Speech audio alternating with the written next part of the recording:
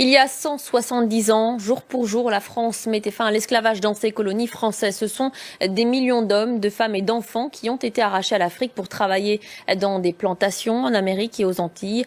Beaucoup ont embarqué sur des bateaux négriers d'un des plus grands ports de traite à Ouidah, dans l'actuel Bénin. Le pays, berceau de la religion vaudou, apporte aujourd'hui sa contribution à la mémoire de l'esclavage.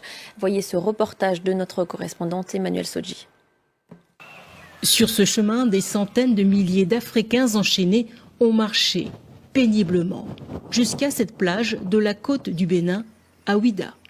Les esclaves, avant de traverser l'océan Atlantique, étaient obligés de faire le tour de l'arbre de l'oubli, symbolisé par ce monument. C'était donc pour les faire devenir comme des êtres amnésiques, leur faire le lavage mental, pour que durant tout le long trajet, qu'ils soient dociles dans les navires.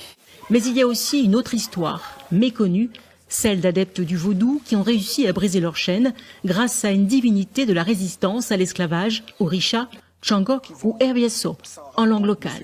Un adepte en transe a réussi à arracher cette chaîne aux négriers qui allaient de village en village et qui capturaient des gens. Depuis sa découverte de l'origine des chaînes, cet initié, chercheur en histoire des cultures du Bénin, a persuadé les anciens de révéler les secrets racontant l'histoire cachée de l'esclavage. Nous leur avons expliqué que si nous continuons de cacher ces patrimoines, c'est comme nous sommes en train de faire perdre le chemin du retour aux afro-descendants qui ont forcément besoin de ces récits, de ces histoires pour mieux se situer.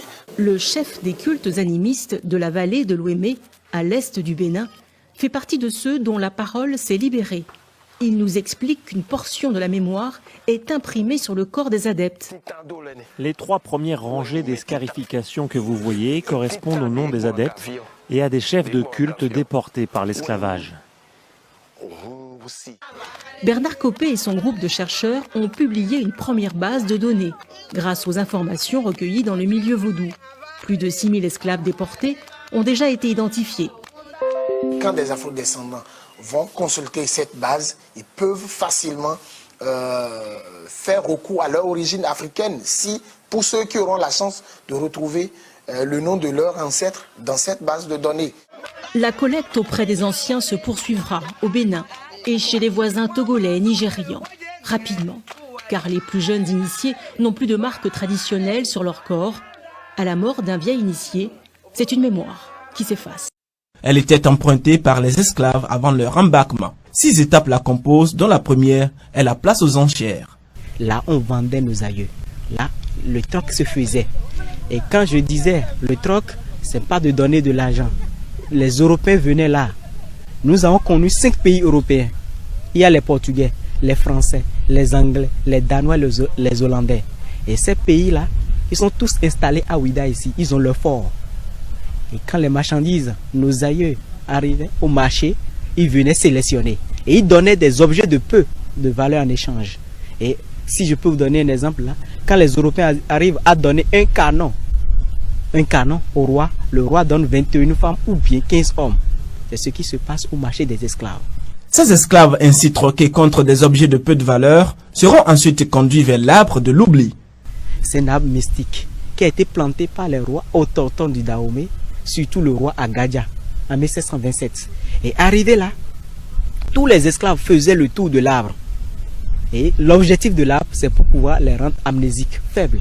Donc les hommes faisaient 9 fois le tour, les femmes 7 fois. L'homme tourne dans le sens de l'évogie, c'est-à-dire de la droite vers la gauche. La femme dans le sens de destrogie, de la gauche vers la droite.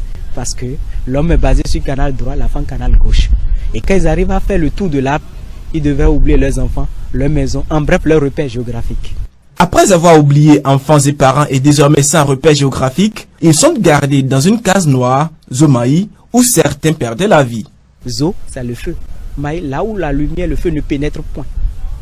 Cette case a été créée après des expériences de voyage. Ça veut dire quoi? Pour amener nos aïeux d'ici pour l'Amérique, ils font au moins 12 semaines. Ça veut dire 3 mois de voyage pour aller en Amérique. Mais les premières expériences ont montré quand ils voulaient amener 100, c'est à peine 30 qui arrivent à la destination. Alors là, c'est une perte pour les acheteurs. Qu'est-ce qu'on peut faire maintenant? C'est de là, les Européens ont eu l'idée de créer la case noire, qu'on appelle la case de Zomaï, où on gardait nos aïeux pendant 2 semaines. Et pendant ces 2 semaines, c'est pour pouvoir les tester. Et ils sont en contact permanent avec l'obscurité. Et le pire encore, tous leurs besoins intimes se faisaient dans la case. Uriner, chier, là, c'est sur place. Et on les donne à manger une fois tous les 2 jours. Ceux qui ne réussissaient pas l'épreuve de Zomaï et qui y rendaient l'âme, et même ceux agonisants, étaient enterrés dans une fosse commune. La fosse est réservée pour les esclaves malades, fatigués, les morts, ceux qu'on a qualifiés des agonisants. Et si par exemple on laisse un malade rentrer chez lui, et par chance, il a eu la chance de se guérir, alors il peut toutefois dévoiler le secret. Et dans cet objectif, on les enterre vivants, dans la fosse commune. Les plus résistants et physiquement aptes à faire le voyage transatlantique sont soumis à un dernier rite. Ceux qui sont résistants, avant de venir à la porte de non-retour, on les obligeait maintenant à faire le tour de l'arbre 3 fois chacun. Dans le sens de faire retourner de leur âme, de leur souffle. On appelle ça l'arbre de retour. Retour mystique et non retour physique. Et quand ils faisaient le tour, dans le monde spirituel, ils sont attachés à leur terre. Parce que chez nous, en Afrique, particulièrement Dahomey, la mort c'est une vie passagère. Il faut immortaliser l'âme. Donc on demandait à ces esclaves de faire le tour dans l'objectif qu'après leur mort, leur âme devrait venir. Étape finale de la route de l'esclave, la porte du non-retour. Tout au long de la côte servait pour l'embarquement. Tous les bateaux restaient au large de la plage. Et on devait mettre nos aïeux dans des petites chaloupes vers le grand navire. Ce qui crée la mort de plusieurs esclaves du Dahomey. Ça veut dire quoi? Imaginez nos aïeux qui venaient de Savalo, un peu du centre du Bénin vers Abomey, qui n'ont jamais vu l'océan. En venant sur cette plage de Djegbadji, ils voyaient l'eau et le ciel à l'horizon comme ça. Ils se demandaient où allons-nous. Beaucoup d'entre eux préféraient mourir sur la terre que de mourir dans l'eau. Il y a des gens qui tombaient par terre, enchaînés, ils mangeaient le sable pour mourir. Le pire encore, ils ne sont pas habitués aux pirogues. Quand les pirogues s'agitent, si quelqu'un fait le mouvement de se jeter à l'eau, il entraîne les autres. Donc ça arrivait que les petites pirogues se vidaient même à mi-chemin. Donc regardez bien comment ils sont enchaînés. C'est le départ de nos aïeux comme ça, vers le dernier sort qu'on appelait la porte, le destin, la porte du non-retour. Donc ce côté que vous voyez de la porte où nos aïeux tournaient droit à la ville, c'est ça qu'on appelle la porte de non-retour physique. La porte de retour physique.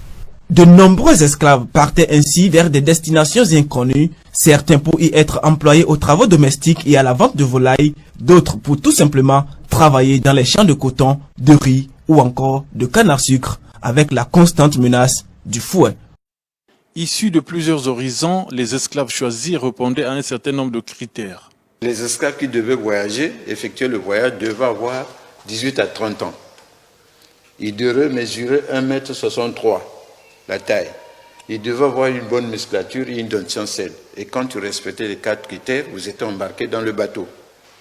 Mais ceux qui avaient des marques sur eux, par exemple comme les tékés qui étaient balafrés à la figure, on ne les sélectionnait pas parce qu'ils risquent d'aller créer des problèmes d'origine là-bas en Amérique. Donc on laissait tous ceux qui avaient les marques sur leur corps. Mais ceux qui n'avaient rien, sans marque sur leur corps, ceux-là, ils respectaient les 4 critères, on les embarquait directement. 43 objets étaient donnés chez le roi. Mais le roi ne traitait pas que les commerçants européens. Le roi envoyait son intermédiaire qu'on appelle le courtier de Luango. Et le courtier de Luango s'appelait Pangou. Et c'est Pangou qui réceptionnait les marchandises de l'Europe pour échanger un captif qui respectait les 4 critères. Plusieurs historiens ont pu, à partir des archives, évaluer le nombre d'esclaves embarqués dans les différents ports de la côte africaine. Ce trafic honteux ne faisait pas l'unanimité dans certains milieux. Le maire de Nantes, on lui a posé la question, parce que le plus grand port négrier en France est Nantes. On lui pose la question, pourquoi vous êtes parti prendre les autres en esclavage? Lui, il dit, au fond, les nègres sont naturellement enclins au vol, au larcin, à la luxure, à la paresse et à la trahison. En général, ils sont propres qu'à vivre dans la servitude et pour les travaux et la culture des terres du continent non connu de l'Amérique. Lumière contre l'esclavage et la traite. Ainsi, Jean-Jacques Rousseau, dans son contrat social, philosophe, lui dit « Ainsi de quelque chose qu'on en vient le chose de droit d'esclavage est nul, non seulement parce qu'il l'estime, mais parce qu'il est absurde, mais il ne signifie rien. Ces mots esclavage et droit sont contractuels, ils s'excluent mutuellement. » Et Bernadette de Saint-Pierre, lui, il a dit en une petite phrase, philosophe, « Chaque tasse de café sucré contient quelques gouttes de sang noir. » Les premières ventes d'esclaves à Luango étaient signalées en 1639.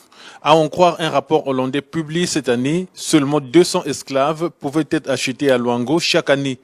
Les chiffres grimpent et en 1686, un rapport français annonce que Luango pouvait fournir 500 esclaves par mois. On pouvait estimer à 200 000 le nombre d'esclaves embarqués à Luango au XVIIe siècle. Deux caractéristiques qui montrent que les esclaves pouvaient mourir en cours de route parce qu'ils voyageaient dans de mauvaises conditions. Les esclaves se révoltent. Et les esclaves tombaient malades, ils ont la diarrhée, dysenterie, scorbut, fièvre typhoïde, portent le taux de décès des captifs 15 à 20% en moyenne. Malgré ça, ils ont traversé l'océan Atlantique. Et imagine si on prend 20% sur 600, soit 120 mouraient en cours de route, soit 480 arrivaient à destination. Les derniers esclaves auraient été embarqués sur la côte de Luango en 1868. L'esclavage qui a affaibli le continent africain n'a pas été aboli dans la même période. La France a voulu abolir à cette époque, 1794. Mais le général de l'armée, Napoléon Bonaparte, établit l'esclavage dans toutes les colonies françaises en 1802. Pourquoi Napoléon avait remis l'esclavage dans toutes les colonies françaises en 1802? Parce qu'il avait besoin des soldats pour aller combattre et conquérir d'autres territoires. Et aussi, il avait besoin des finances, l'effort de guerre pour nourrir ses soldats. Mais il y a une autre raison qu'on a toujours tendance d'oublier. Parce que l'épouse du général, c'était une antillaise qu'il adorait. Il a préféré remettre l'esclavage dans toutes les colonies françaises en 1802 à cause de sa femme, pour que sa femme ne le quitte pas. C'est l'Angleterre qui a aboli définitivement en 1833. Et la France et le Danemark vont abolir définitivement le 27 avril 1848, vu le décret de Victor Schœlcher. La Hollande, c'est en 1863, donc 18 ans après, vu le décret de Schœlcher. Et les États-Unis n'ont rien à voir avec l'Europe, c'est Frédéric Douglass qui était né esclave et qui rachète officiellement sa liberté en 1847 auprès du maître qu'il avait acheté. Et sa maison, aujourd'hui, à Washington, c'est devenu un musée des arts africains. La piste de caravane empruntée par les esclaves pour atteindre Luango n'avait jamais été mise en valeur. La stèle érigée en 1897 par De Brazza sur le site de l'ancien port des esclaves de Luango, lieu où a été effectuée la transaction des esclaves au XVIIe, XVIIIe et XIXe siècle. Cette stèle effondrée en février 2002 a été reconstruite à la place du non-retour. La piste est totalement abandonnée. Et l'ancien port des esclaves aussi, je viens de vous montrer, le comptoir était en matériau végétal. Il est tombé en ruine. Il n'y a plus rien. Donc, n'amenez pas les gens dans l'herbe. Voilà pourquoi, à un moment ou l'autre, quand les gens disent on va à l'ancien port des esclaves, c'est une honte. Le comptoir n'existe plus. Et même renouveler ce comptoir-là, c'est tout un problème. Personne n'en parle. Personne. Il parle que la Estelle. Et la Estelle va vous expliquer quoi?